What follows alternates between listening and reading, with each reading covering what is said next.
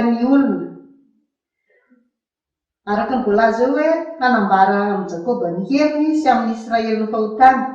Ny tanjona n'izany filazana ny fahotana zany mantsy dia zao mba hahafantarany Jakoba sy ny Israely hoe zao ny fahotana, ka hanenenany amin'izany hibebahana ary hiverenany amin'Andriamanitra. Arak'izany dia hitantsika fa asan'ny mpaminany ny fampiverenana ny olona diso lalana hiverina amin'Andriamanitra. Ny tena lahara-pahamehana ny hafatra ampitondrain'Andriamanitra amin'ny mpaminany dia fampibebahana. Tsy mainka izy ilaza fitahiana sy fahasoavana. Raha mamaky ny tantara any amin'ny bokin'ny mpaminany any tsika dia milaza, rehefa jerena fizotry ny tantara dia milaza izy aloha mialoha hoe zao ny adalanao ohatr'izao tak'izao tak'izao, raha tsy miala amin'io anao dia zao ny loza mahazo anao. Ary aorian'izay rehefa vita zay dia mitendra izy fa raha miverina amin'Andriamanitra kosa ianao dia milaza fitahiana sy fahasoavana amin'ny mpaminany aorian'izay. Ka tsy izay filazana fitahiana sy fahasoavana izay no mahamaika ny mpaminany aloha, fa fampibebahana ny olona, fampahafantarana azy ny fahotany aloha, fa ho azony izany fitahiana sy fahasoavana izany rehefa miverina ao amin'Andriamanitra indray izy. Ny azo tsoahana amin'izany dia zao ny mpitaona olona hiverina amin'Andriamanitra araka ny voalaza teo dia ny mpaminany. Ny mpaminany dia tsy ny tenany ihany no nitaona ny olona, fa nomen'Andriamanitra hery tamin'ny fanahy masina izy. Izany hoe ny tena marimarina kokoa dia ny fanahy masina irery ihany no nitaona ny olona hiverina ao amin'i Jesosy. Tsy asan'olombelona arak'izany ny fampiverenana olona ao amin'i Jesosy. Raha hitenisika hoe anjaran'ny pastera ny fampiverenana olona, na anjaran'ny mpiandry, na anjaran'ny vadin'ny pastera sy ny sisa sy ny sisa, sia anjarantsika rehetra amin'ny alalan'ny fanahy masina. Izay olona rehetra manaiky handray ny fanahy masin'Andriamanitra ka hihaino ny feon'izany fanahy izany dia anjaran'izany olona izany ny mitaona ny olona diso lalina hiverina ao amin'Andriamanitra. Jeremia 9:1-20. Niverena ry Israely mpiodina hoy Jehova, tsy hampanjomboniko ny tavako tsy hampanjombona ny tavako aminareo. Izany hoe tsy vitany hoe isika koa te hamerina an'ilay olona ao amin'Andriamanitra, fa Andriamanitra mihitsy koa no miantso amin'ny alalan'ilay fanahy masina izay omeny ny mpitaona hiverina ao aminy. Ny fizarana farany amin'ity fampianarana ity dia ny fomba fitaonana ireo diso lalina hiverina ao amin'ny Jesosy araka ny lohateny. Raha narahintsika tsara ny fanazavana hatrany am-boalohany dia tsotra ny fomba, tsotra fitenenana. Ny fomba hitaonana ny olona hiverina ao amin'i Jesosy dia tsy inona izany fa fampibebahana irery ihany. Araka ny efaka ny natsidika tany aloha, ny teny hoe hiverina dia misy hevitra ambadika hoe efa tao no miala dia hiverina indray. Izany hoe ny fahotana no nampiala n'ilay olona tao amin'i Jesosy dia ampibebahana izy hiverina amin'i Jesosy indray.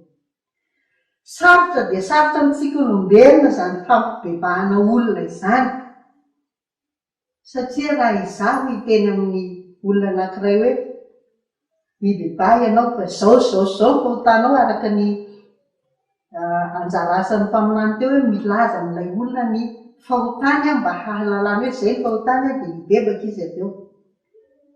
Sarotra amin'ny olona samy olona ny resaka tahaka izany, satria ny masontsika dia mijery amin'ny maso fahotana. Hiteny amiko ny olona anankiray hoe ianao mba miteny ahy io koa, ianao koa manana ny fahotanao koa. Fa tsy izany, araka ny lazaina teo olona nandray ny fanahy masin'Andriamanitra no hampibebaka. Ny tanjonao amin'ny filazanao amin'ny olona anankiray hoe zao ny fahotanao dia ny hampibebaka azy, fa tsy ny hanala baraka azy akory na ny hitanisa izay hadalany. Dia rehefa misy dingana vitsivitsy izay eritreretiko fa azo atao raha telo taona olona diso lara ny heverinao amin'i Jesosy. Voalohany indrindra dia mivavaka aloha ianao, isika tsirairay avy izay tehanao an'izany satria izany no asa nomenantsika, mivavaka isika ary mandiny tena mba hanaiky koa isika rehefa tonga amin'ny fotoana ilazantsika ny fahotany namantsika, hanaiky koa isika ihaino hoe izao koa ny fahotanao. Amin'izay fotoana izay dia hiara ibebaka dia hiara iverinao amin'i Jesosy. Mahafinaritra zany hoe ianao nampibebaka, izy nampibebaka anao miara miverinao amin'i Jesosy ianareo roa. Ao anatin'ny tony-bavaka ao dia mangataka ny fanahy masina, satria araka ny teny izay vakintsika tao amin'ny mika tao dia nomeny Jesosy hery nomen'Andriamanitra hery tamin'ny alalan'ny fanahy masina ny mpaminany mba ahafahany misy laza ny fahotan'ilay Jakoba sy Israely. Dia tahaka izay koa isika mangataka ny fanahy masina mba hiara hiasa amintsika. Rehefa izay dia miresaka amin'ilay olona ary tia ilay teneniko hoe tsy mora, antsoina mangingina ilay olona ambara azy ny fahotany, ambara tsy amin'ny tafitra satria ianao efa vonona hibebaka koa hoe izao ny fahotanao, mba ialao re, izao ny voka-dratsin'io fahotana io, izao kosa ny voka-tsoa rehefa miverinao amin'i Jesosy. Ampahafantarina tsara ny olona izay resana fa ny fialana amin'i Jesosy dia fananganana hantsana lehibe izay mampisaraka ny olona amin'Andriamanitra, ary ny hantsana iny no hitarika ilay olona ho any amin'ny fahaliana rehetra. Araka ny voalaza ao Romanina 9:13 hoe fa fahafatesana ny tambiny Ota. Rehefa izany dia ambara aminy koa ny fahatsarany fiverenanao amin'i Jesosy izay mandrava ny hevitry ny fisarahana ka hitondra an'i Jesosy ilay olona izay mandrava ny hevitry ny fisarahana ho ao amin'ny fiainana mandrakizay. Rehefa tafiala tamin'ny Ota ny olona, rava ny hevitry ny fisarahana tamin'i Jesosy dia hoentin'i Jesosy ao amin'ny fiainana mandrakizay, ao amin'ny Kristy Jesosy tompontsika araka ny tohin'ilay teny ao amin'ny Romanina 9:13 teo. Ary rehefa vita ny resaka amin'ilay olona ny amin'ny hitariana azy hiverinao amin'i Jesosy dia mitondra mbavaka azy mba hiasan'ny fanahy masina ka ho tonga amin'ny fibebahana marina izy ary hiverina ao amin'i Jesosy indray. Isika tsirairay no irahan'ny fanahy masina hitaona ireo izay diso lalina hiverinao amin'i Jesosy araka ny lazaiko teo, satria isika tsirairay dia samy nomena amin'ny fanahy masina teo amin'ny batisa. Ny angatan'Andriamanitra amintsika, ny andrasan'Andriamanitra amintsika fotsiny dia ny hihainoantsika ny feon'izany fanahy masina izany ka hahafahantsika mitaona ny namantsika hiverinao amin'i Jesosy indray. Araka ny voalaza ao amin'ilay Jaona 2:20 teo dia nitenen'i Jesosy hoe tsy maintsy ataony ho tonga andiany iray ao aminy ny olona rehetra, izany hoe tsy misy olona anankiray tsy ho vonjena. Dia anisany manampy an'i Jesosy manao an'izay asa izay isika. Ny zavatra hita rehefa tsy iray vala ny ondry ka mifanena na forsena hiditra anatin'ny vala anankiray dia miady, mifanoto, tsy hifanaraka mihitsy. Ka mba hahatanteraka amintsika ny fikasana izay voalaza ny fanevantsika amin'izao 50 taona izao dia andao ireo taontsika miverina ao amin'i Jesosy ireo rehetra izay diso lalana mba ho tonga andiany iray isika, ka rehefa tonga ho vala dia hifanara-tsaina tsara, hifankahazo tsara satria iray ny mpiandry antsika ao i Jesosy, ary isika dia afaka hifampandinika, hampandroso ny fitiavana sy ny asa tsara. Dia hotahian'Andriamanitra anie izany fampianarana izany mba hahaizantsika mandray lesona sy hitondrantsika ny fiainantsika manaraka indray. Dia ho an'Andriamanitra irery voninahitra izay efa azy hatramin'ny taloha indrindra ka ho mandrakizay. Dia mbola hiara hivavaka isika. Misaotra anao izay Jesosy noho ny amin'ny fampianarana izay nomenao anay teo. Izay rehetra tsy avy aminao dia aza velonao voatahirinay izany. Fa izay avy aminao kosa kanefa voalaza teo dia ampitomboy amin'ny alalan'ny fanainao masina ao anatinay tsirairay avy. Dia mametraka ny fiainanay manontolo ireo namanay izay any ivelany mba ho tonga amin'ny fanemenana ka hibeboka hanatinanao amin'izao andro farany izao. Dia misaotra indrindra Jesosy eo no fitiavanao. Dia amin'ny anaranao mahavonjy manaovanay izany vahoaka izany. Amen.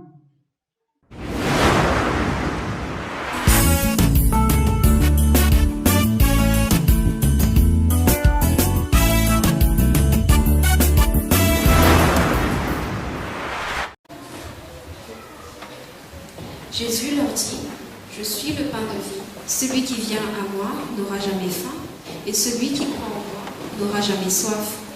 Venez à moi.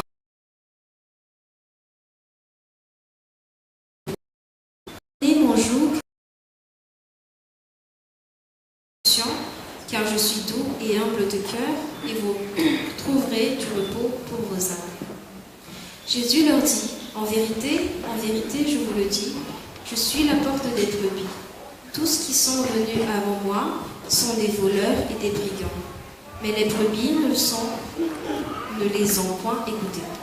Je suis la porte. Si quelqu'un entre par moi, il sera sauvé. Il entrera et il sortira et il trouvera des pâturages. Le voleur ne vient que pour dérober, égorger et détruire.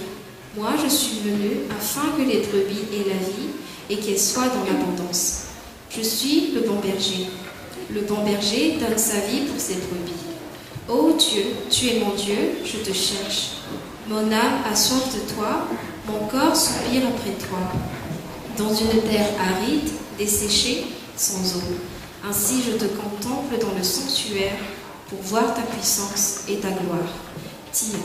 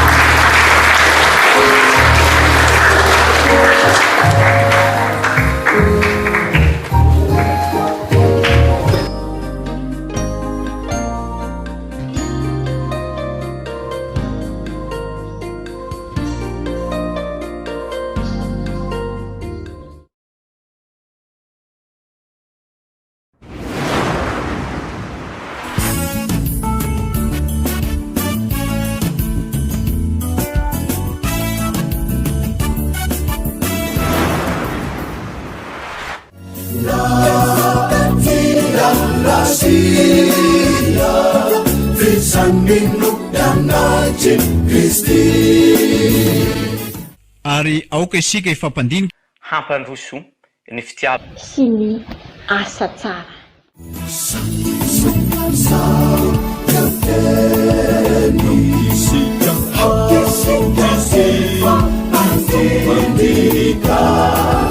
Hampandroso